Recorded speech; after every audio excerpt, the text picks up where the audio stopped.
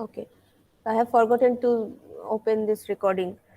Okay, so suppose I have opened two documents. One is this and another one is this. So I'm opening a blank document where so many options are there. Suppose I'm writing something. I'm writing something. This is Java class. Okay, and today uh, it is sunny. So many thing I can write.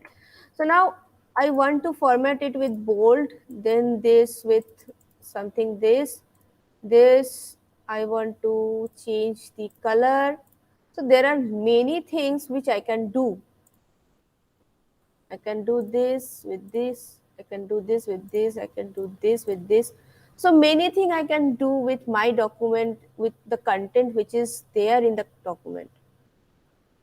So such option like to justify a line, to left align, right align, middle align a line, fine. To bigger the font, to change the font, uh, to have the bullet or want to change the tab, fine. So there are so many things which we can access at the same time within a document. So each option basically are known as thread. This is a light-weighted process, but not a heavy process. Now, the document we have opened, that we can consider as a process. That is a heavy-weighted process. But the light-weighted process, like to left align, right align, change the font size, page layout, or any other option which is available inside the process, but they are different from each other. This is differ from this is differ from this or this. So they are unique, their functions are unique, so they are unique and they are different from each other. They are known as thread. So concurrently we can do many things within a process. Now suppose I have opened the document 1, I can open the document 2 also. Another document 2 I have opened. Here I can do something else. Okay, I can change it. Then again I am switching over this, changing it. Then again switching over this, changing it. So switch over from one process to another process will take time. But when we are doing making changes within a process, but the changes are unique, in that case they are known as thread. So got my point? What is thread? Got my point? What is thread? So this is thread. Okay. Now there are a thread life cycle which we have to know. How a thread can be created, how the thread can be stopped. So those things are there. I'm showing you the life cycle of the thread.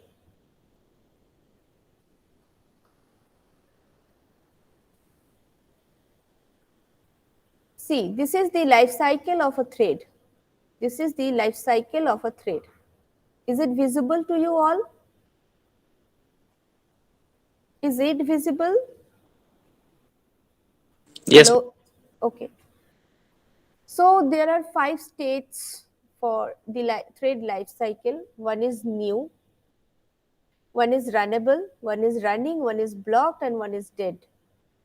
So new, when a thread is initiated, thread is created, that time the state of that thread is a new thread. Then runnable means the thread is in the position to be run. This is not running, but it can run. It is in the position, it is ready to run. So that position is known as the runnable position. Next position is the running. If the thread is running condition, then the status called as running. If a running state is being blocked, like suspend or wait time is there, sleep is there, then it is blocked. It has been running, but now it is blocked. It can be resumed again. Then the another state is dead.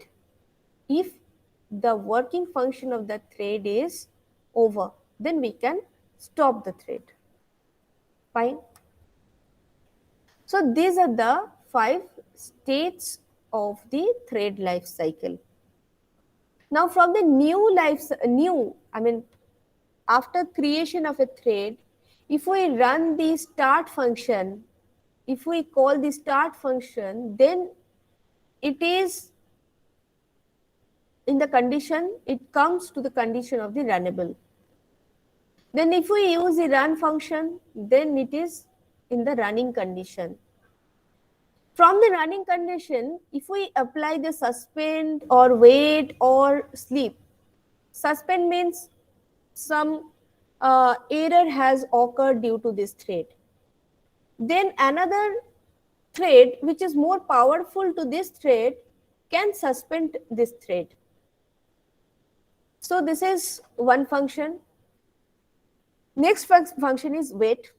Suppose a thread is accessing a memory and another thread wants the particular memory which is already occupied, but to run of that thread is more important. So that time the second thread will say to the first thread to wait, and the first thread will be sent to the blocked condition. And another version is sleep. So if sleep function is applied with a certain time duration, whatever the time duration will be there as a parameter within the sleep function is the microsecond. So if sleep function is applied, then it is blocked.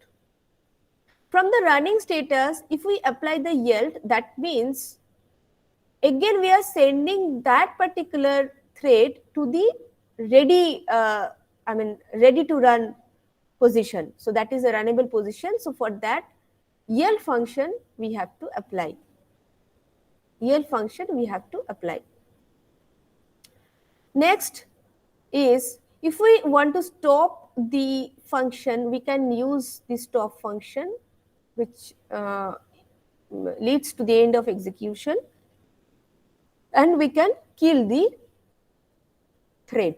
So the thread will be dead. And as I have said that from blocked, it can again run. So before going into the run, we cannot directly accessing the running state. We have to first move to the runnable.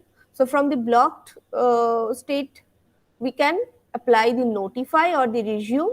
If it is suppose wait, then we can resume it, or if it is got suspended, then we can notify it. So by applying this two function, we can send the block function to the runnable function. So this is the basically the thread life cycle. It is very important question. What is thread? Why we use thread? Describe the thread life cycle with a proper diagram. Then you have to use this diagram. Fine. Next, I am coming to the, so there are so many functions are there. I'm not going into the function. Okay. Now, this is the first thread program for you. In this program, see, we can access the thread by two process. In two way we can access the thread. So one is the extending thread class. One is the extending thread class, Another one is implementing runnable interface. So there are two way to use the thread. Most commonly, everyone is using the extending thread class, but you must know the second option also. So I'm describing the first one. The file name should be multi.java, as it is the main class name is the multi. Here we are always, when you are creating a thread, that time you can use the run function. Okay, I will come when you can use the other threads. I mean, the more than one threads, that option also I will come. So this time the thread method name is run, where it is written thread is running. Only this message is there. In the main function, we are creating the object of the multi class, and then t1 dot start. We have used the t1 dot start.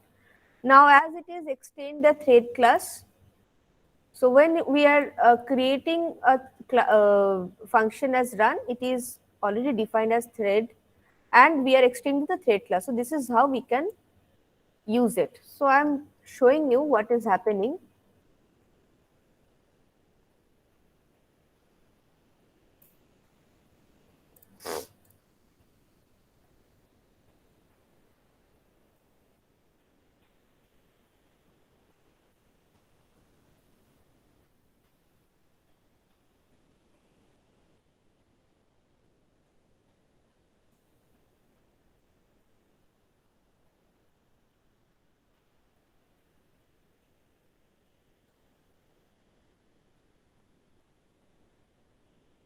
Always when you do the programming, that time you please try to maintain the alignment, which can help you to understand during writing the code whether which part is which part comes under which part. So for example, this is one function, this is another I mean, this is one method, this is another method which comes under this multi class. So it is distinguished, so it should be done like that. When we use the online compiler, we must make it public, otherwise it will not be executed. Thread is running. Okay, so now you can say that what is the big deal there? We can use any other function, and this I mean, this part of message we can we could get. So I'm coming to that part also, how the thread is properly working. But before going into that, let me show the second way to use the thread part. The second way is the implementing runnable interface. Implementing runnable interface. So again, multi.java we are using class multi when now it implements a runnable. I have already shown the implement part using the implements part. So implement runnable, where it is creating the object of the multi class, then it is using the thread class. It is not extend the thread class. Thread t1, one object of the thread class is being created, which is taking the m1, this object, as a parameter. So using the constructor thread runnable r. Fine. So this is a little bit I mean, ये थोड़ा थोड़ा पेचीला है, इसीलिए most of the people are not using such thing. I mean, implements both, the meaning of both code are same.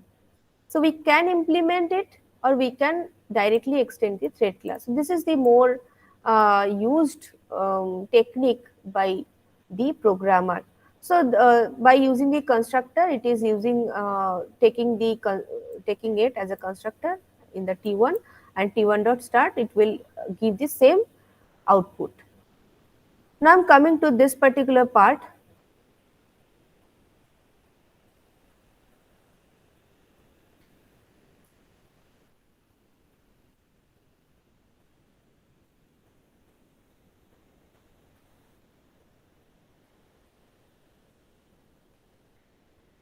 See, here we have used the main method, which is public, implements runnable, as it is using the second pattern. Thread T is created. Okay, thread T is the object of the thread class is created. Now we are using a for loop within the run function. We are using the for loop. Okay, this for loop will goes to less than 4, that means 0 1 2 3, up to 3 it will go, or we can use this 5 also. So 5 times it will print the uh, this thing, thread dot current thread dot get name. So this function is basically used, that dot current thread dot get name. It will print the name of the current thread. This is the code to print the name of the current thread. Then we are using a space. Then we are printing the I. Fine. Then it is taking a sleep for 1000 millisecond. And if exception comes, then it will print the exception. If any exception comes to print the to execute the sleep method, then it will print the exception.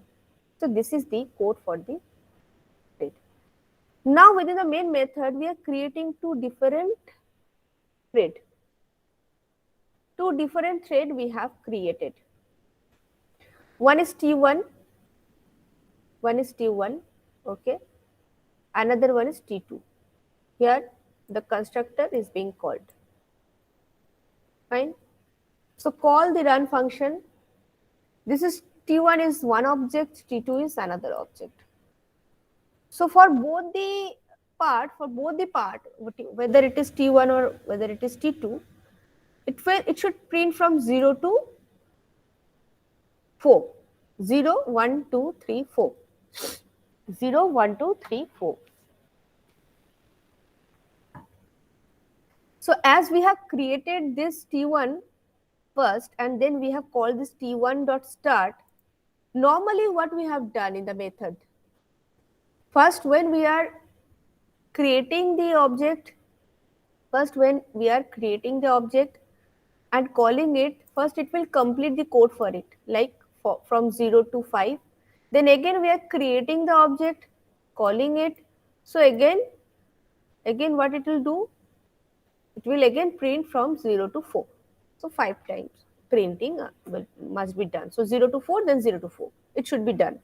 But in thread, as we have mentioned, that thread runs concurrently. That means both the thread will run concurrently. Both the thread will run concurrently. Fine. So as both the thread will run concurrently, so it will print 0 for this, then 0 for this, or maybe 0, then 1 for this, then 0, 1, 2 for this. So such concurrent part can be done. So let us see the output.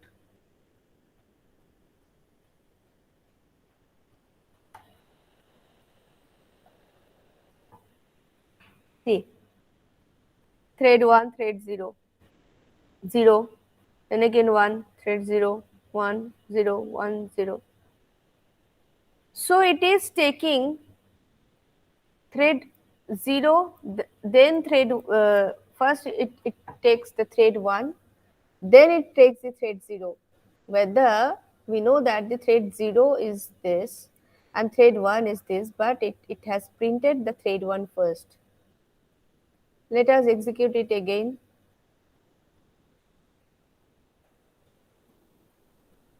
See, now thread 0 comes first, then thread 1. So it is not in our hand that which thread will be called first. It is in the hand of the machine that which thread will be called first. Let us take some other compiler.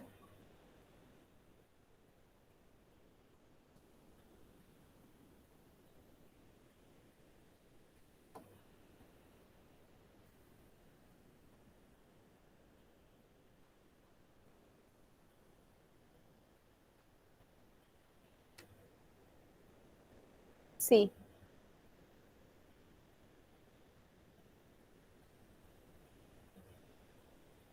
So as why I have taken the other compiler, because in this particular compiler we didn't see the sleep. I mean the sleep function has been called now for 1000 milliseconds, so it didn't show the sleep function properly in this compiler. So that is why I have taken the other compiler to show the function of the sleep method. See again, see, it is taking 0 1 0 1 0 1 0 1 in this way it is taking. But this is not taking in that way, it is taking any uh, I mean zigzag way it is taking it, but it is not showing the sleep function as well. It is directly printing it. So some compilers are doing this and some compiler are doing that. Let us do it in the machine.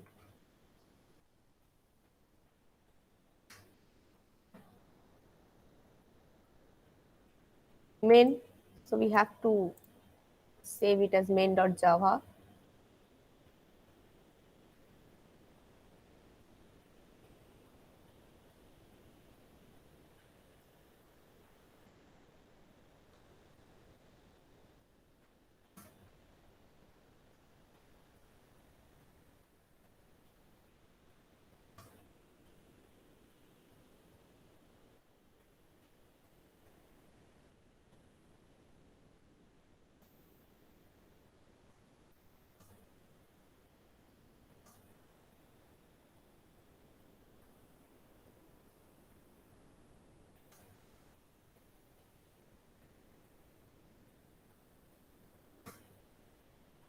See,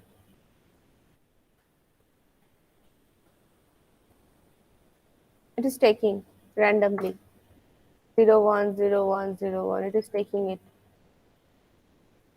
See, the output of it and the output of it are not same. You can see it here. Some zigzag are there.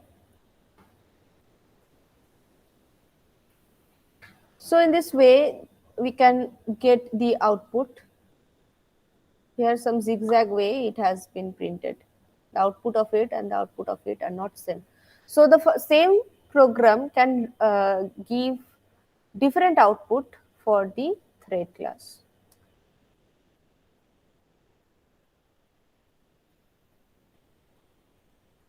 Again it is coming zigzag way. So this is the part of the thread. So have you understood up to this? Have you understood up to this? I am asking to all of you.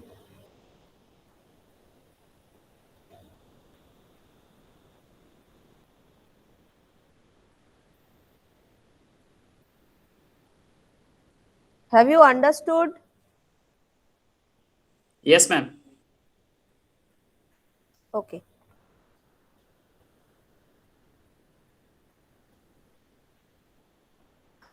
I'm sharing. There was a book I had.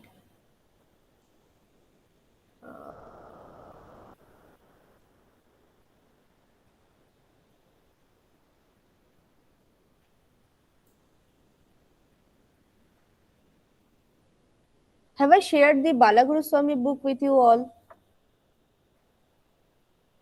No, ma'am. E. Balaguru Swami, if I'm not wrong.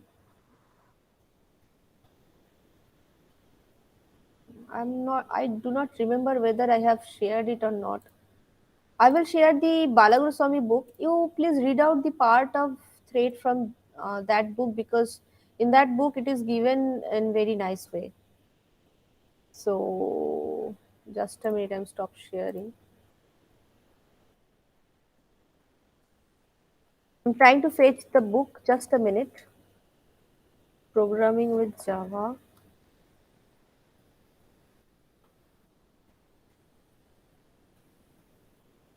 Programming with Java. Balaguru Swami. You have, ma'am, you have given earlier, ma'am. Have I given? Yes, ma'am. Yeah, then you go through the this part, I mean the thread part from that book, because it is very nicely written in that book. Okay, ma'am. Okay, because it is very I mean, in Balaguru Swami the hard copy is there along with me. I can see that the thread part, even the other part, Balaguru Swami is the basic book for the Java, which is very student friendly. So you can get help for any topic of Java from that PDF, so if it is O- possible. The Okay, ma'am. hmm, okay. So up to this, have you understood? Yes, ma'am. Okay. So I want to show another part.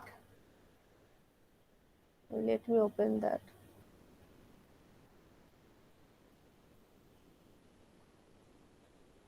We can also set the priority of a thread. Suppose when we are creating the thread, just a minute, I'm sharing it.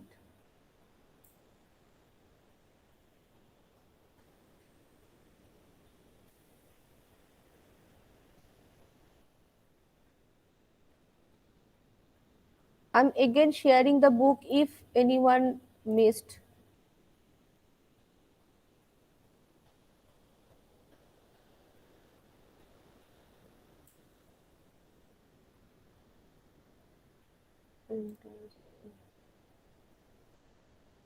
Yeah, I have uploaded this book again, Programming with Java.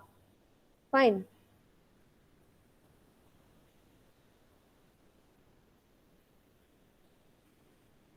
Yeah. This book is very much good. I am opening.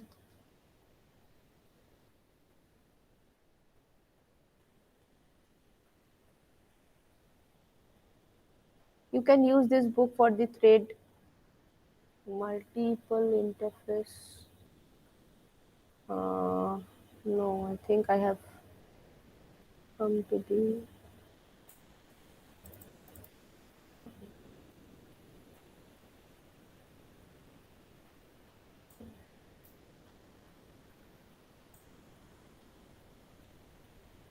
Yeah, multi-threading programming.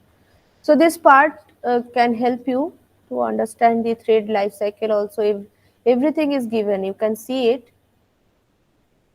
Extending thread class that I have already mentioned. Fine.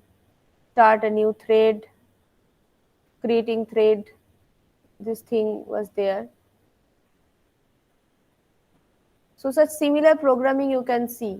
New A dot start new B. So here they have used the three threads. You can see the similar programs are there from thread A. This.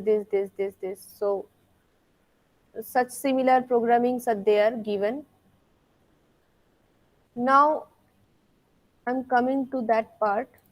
Yeah. Okay. This part also I want to show it in this class to set the priority of a thread. Suppose you want to set the thread priority, then we can use this code. When we are creating the thread, M1 and M2 has been created, then we can set the priority like M1 dot set priority thread dot min priority, M2 dot set priority thread dot max priority. There are three types of priorities are there. One is min priority, one is max priority, and another one is the norm priority. Norm is the normal. Norm priority is the normal. I mean the medium priority. Min is the minimum and the max is the maximum. Max priority, the thread which is having the max priority, they can stop the another thread, they can block the other another thread. So they are having that much of power to stop the other threads to execute themselves. So that is why the priorities are very much required. So to set the priorities, we can use this particular code. So up to this, I wanted to show the next part of synchronization and the other part. I will show it in the next class. Okay. In the meantime, you can go through this. I mean, this where it is. Yeah. You can go through the how we can block it, how what is the life cycle. Okay. runnable state, what is the runnable state, running state, every details are given with the breakage. What I have shown, the same thing, what I have shown, this part is being shown here in very nice way. So you can go through that part. So what is block state, what is date state, everything is given in very nice way. You can go through this part of thread. Okay. So in my next class, I will come with the other part of the thread, like thread synchronization and the other part. Fine. So now I am taking the, I want to take the attendance. As I can see that Shwetang, Bhavesh and Ankur, three of you are there. Just a minute, I'm taking the attendance. Let me write it because Shwetang, just a minute. Huh?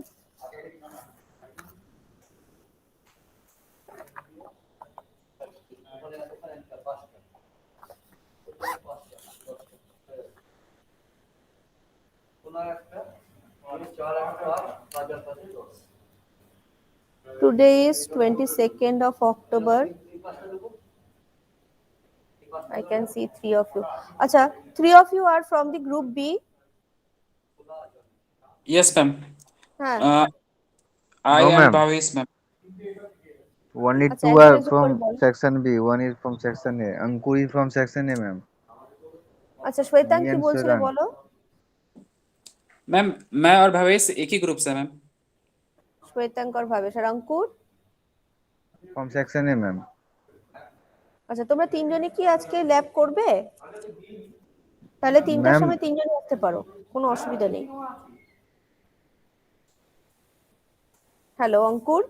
Ma'am last class भी हम अकेले lab किए थे ma'am, कोई आता ही नहीं है ma'am lab में। आपको बताए थे सिंगल भवेश ही लैब किए थे। हाँ मुझे पता है कि भावेश ही बस आता है और कोई आता नहीं है, तो लैब में कोई लेकिन आता ही नहीं है मैम, तो क्या कर सकते हैं। तो आपको, आपका क्या लैब कंप्लीट हुआ है? मैंने जो क्वेश्चन दिया था आपका हुआ है मैम क्या? रिटर्न कंप्लीट है मैम, मेरा फोन नहीं काम मेरा कर रहा है मैम। आपको हम बताए थे मतलब पीडीएफ बना के सेंड करना है, तो अभी हम कर देंगे मैम, आज के आज कर देंगे। मेरा पर मैम कंप्लीट वो है बोल मैम, रहे कि कर चुके हैं। अरे श्वेता बना का दिया। कंप्लीट है, भावेश का पीडीएफ में दे सकता है, अंकुर का? Ankur what is your status? Ankur what is your status? I think Ankur is not there. Ankur, last time I'm asking, what is your status? कोई आता ही नहीं है क्लास में, कोई क्लास करना नहीं चाहते हैं, तो मैं क्या कर सकती हूँ बोलो? I will complete my syllabus as well, and Bhavesh and Shwetank, if you want to do the lab, you can come at the 3 p.m. Okay, I'll be there. I will okay I will open this the same link at 3 p.m. If you want to do the lab, you can come. Okay ma'am, Okay.